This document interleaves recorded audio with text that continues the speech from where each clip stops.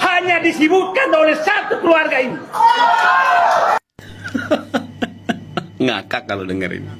Lagian kalian tuh ngapain sih ngurusin Jokowi?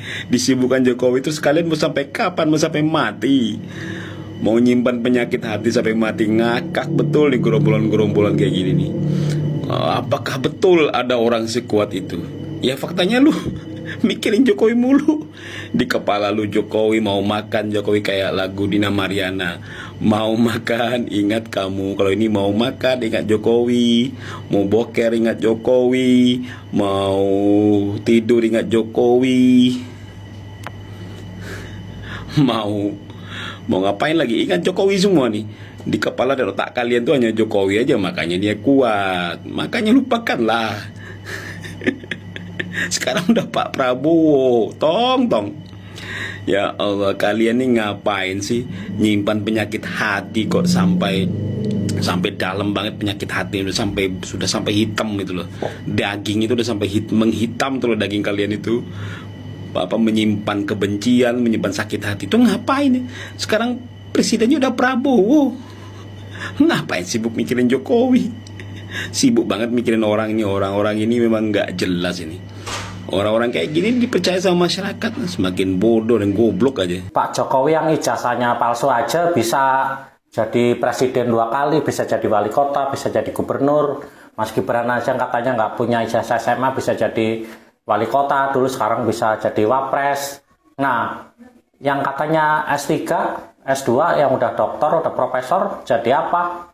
Kayak si Rismon, Roy Suryo, ya biasanya cuma nyinyir aja, yang katanya ahli telematika sama ahli digital forensik apa itulah sama si dokter Tifa. Ya kalian jadi apa? Ya kalau emang ijazah kamu itu asli, kamu itu S3, udah profesor, udah doktor, tunjukin ya. Kamu harus punya manfaat untuk negara ini. Jangan bisanya cuma bikin gaduh aja. Ya, bilang ijazah Pak Jokowi palsu lah. Katanya tinggal ditunjukin aja, beres. Ya kalau tunjukinnya sama pembenci nggak bakalan beres. Ada aja celahnya, ada aja yang disalahin, nggak bakalan beres baru ditunjukin. Ya jadi sampai kapanpun kalau didasari kebencian ya susah. Tetap aja salah di mata pembenci. Sudah berhasil mendapatkan syarikat ijazah palsunya. Izin tanya nih, kapan orang-orang yang berbuat kisruh seperti itu ditangkap? Sehingga Indonesia menjadi negara yang aman, tentram, dan damai. Tanpa ada kericuhan, tanpa adanya kekisruhan. Jangan mengatasnamakan demokrasi, kemudian seenak jidat menghujat dan mencaci maki, bahkan merendahkan orang yang sudah membangun bangsa dan negara kita Indonesia. Presiden ke-7 sudah mempertaruhkan nyawanya untuk bangsa dan negara kita Indonesia. Tapi apa balasannya? Segelintir orang ini selalu menghujat, mencaci maki, bahkan mempertanyakan keaslian dari ijazahnya Pak Jokowi. Kenapa orang-orang seperti itu masih berkeliaran dan tidak ditangkap? Hah? Aparatur hukum. Di mana kalian? Bagaimana negara kita Indonesia ini bisa menjadi negara maju kalau orang-orang yang masih seperti itu aja? Dan lagi, Undang-Undang Perampasan Aset Tindak Pidana Korupsi kapan disahkan? Oh iya, Bapak Presiden yang terhormat, apakah Anda sudah berkirim surat kepada DPR RI tentang pengesahan RUU Perampasan Aset dan Tindak Pidana Korupsi? Kalau memang sudah, mana buktinya? Kemarin terpantau kamera, ya, Roy Suryo Sunarko and the gang memimpin demo di gedung KPK dan jumlahnya cuma ratusan. Nggak nyampe ribuan. Tapi katanya dari Sabang sampai Merauke, dari Miangas sampai Pulau Rote, nggak nyampe 1.000. Bagus pulang.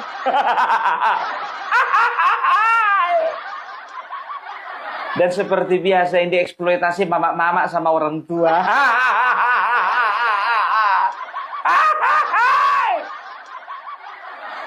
Kemarin itu biar tahu kalian, ya apa namanya itu Ustadz Eka mengatakan, ayo semua mahasiswa bergerak bersama-sama kita ke gedung KPK. Satu pun gak ada mahasiswa.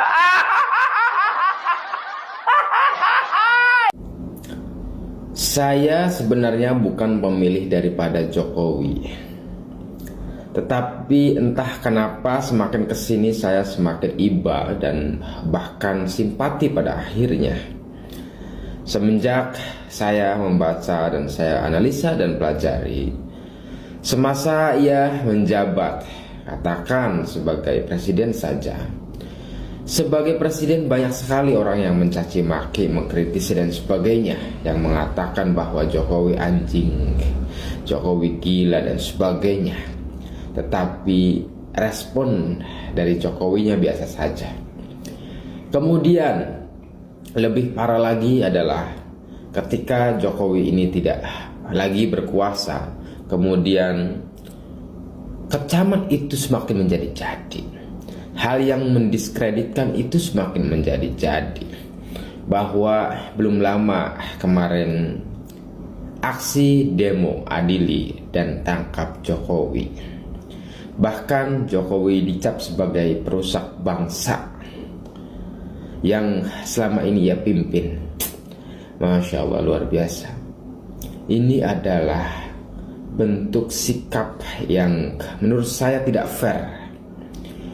Jokowi ini telah membangun bangsa sebisanya, sesuai dengan kemampuannya.